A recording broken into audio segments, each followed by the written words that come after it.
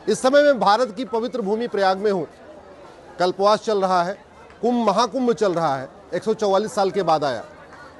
भारत के सभी आचार्य, सभी मंडलेश्वर, सभी महामंडलेश्वर, सभी शंकराचार्य इस समय यहाँ कुंभ में आए हुए। मैं भी यहाँ 2 दिन से हूँ।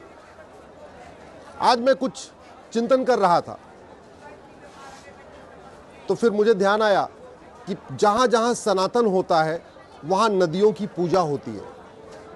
भारत में सनातन है इसलिए आज गंगा माँ, यमुना माँ, गोदावरी माँ, नर्मदा माँ ऐसे कहते हैं। लेकिन जहाँ सनातन खत्म हो गया वहाँ नदी को केवल पानी का स्रोत माना जाता है, माँ नहीं कहते। अफगानिस्तान, पाकिस्तान, बांग्लादेश में नदी को माँ नहीं कहते। वहाँ क्यों नदी एक पानी के लिए, पानी का बहाव का माध्यम है, पानी का साधन है। एक सवाल और भी है कि आखिर अफगानिस्तान, पाकिस्तान, बांग्लादेश के आचार्य कहाँ चले गए। अफगानिस्तान, पाकिस्तान, बांग्लादेश, मालदीव के महामंडलेश्वर और मंडलेश्वर कहाँ चले गए। पाकिस्तान, अफगानिस्तान, बांग्लादेश के हमारे मठ मंदिर कहाँ चले गए। पाकिस्तान, अफगानिस्तान, बांग्लादेश के हिंदुओं का क्या हुआ। पहले वहाँ पे भी पूजा होती थी, वहाँ पे भी नदियों में लोग नहाते थे, सब कुछ बदल कैसे गया। तो बदल इसलिए गया क्योंकि सनातन वहाँ ख़त्म हो गया। और भारत में भी 800 जिलों में से 200 जिलों में सनातन खत्म हो चुका है। 6000 तहसीलों में से 1500 तहसीलों में सनातन खत्म हो चुका है।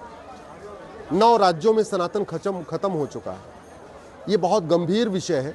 इसलिए मैं अपने सभी परम पूज्य शंकराचार्य जी से, अपने सभी महामंडलेश्वर से, सभी आचार्य से, सभी कथावाचक से आग्रह करता हूं कि इस बात पे चिंतन करें कि आखिर सनातन जहां खत्म हुआ वहां स्थिति जो है, क्या वो स्थिति भारत में तो नहीं आ जाएगी।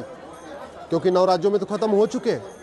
और आज जिस तरीके से भारत में लफ्ज़ जिहाद चल रहा है, भारत में जिस तरीके से लैंड जिहाद चल रहा है, भारत में जिस तरीके से धर्मांतरण हो रहा है, भारत में जिस तरीके से घुसपैठियों को बसाया जा रहा है, भारत में जिस तरीके से जनसंख्या विस्फोट हो रहा है, 25 साल के बाद इसका क्या परिणाम होगा। 90,000 बच्चे रोज़ पैदा हो रहे हैं।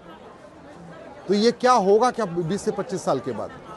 10,000 हिंदुओं का प्रतिदिन धर्मांतरण हो रहा है। 10,000 हिंदुओं का प्रतिदिन धर्मांतरण हो रहा है। साल में 40 लाख हिंदू कन्वर्ट हो रहे हैं।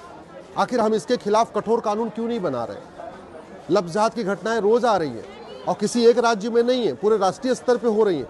जब राष्ट्रीय स्तर पे हो रही हैं तो स्वाभाविक सी बात है कानून भी राष्ट्रीय स्तर पे बनना चाहिए।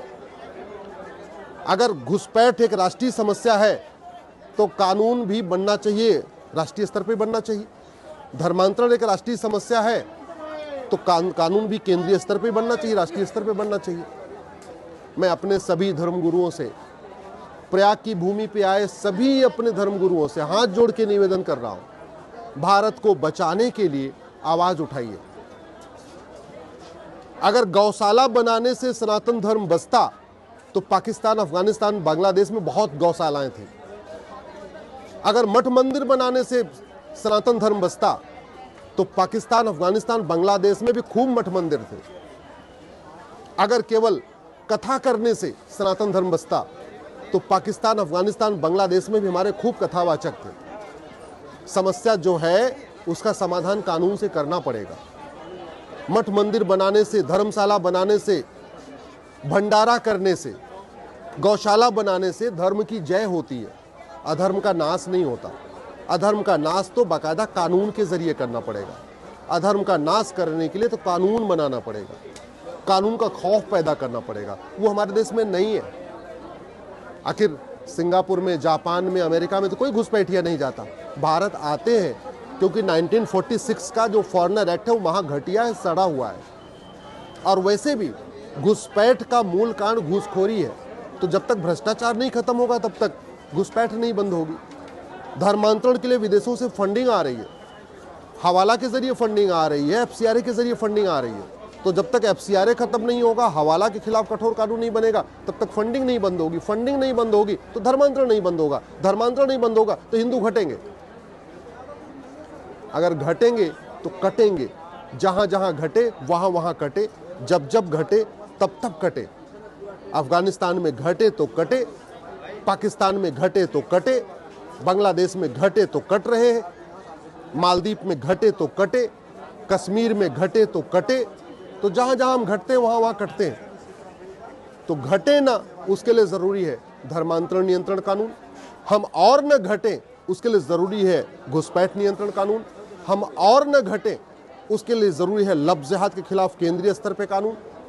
और न घटे, उसके लिए जरूरी है जनसंख्या नियंत्रण कानून। और सबसे ज्यादा आवश्यक है घर वापसी। पता नहीं घर वापसी को लोग इसको केवल समाज का कार्य क्यों समझते हैं। घर वापसी कराना भारत के सरकार का भी कार्य है।